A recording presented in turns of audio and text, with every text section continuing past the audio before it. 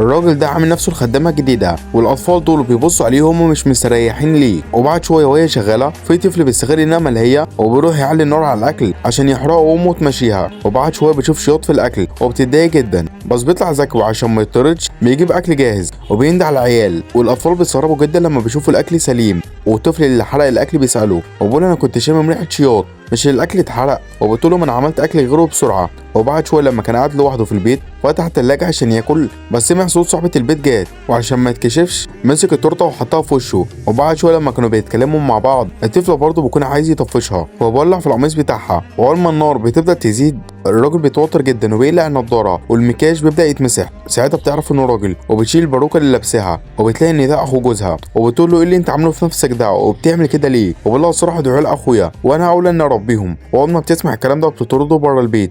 لو شايف انها عملت الصح صلي على النبي.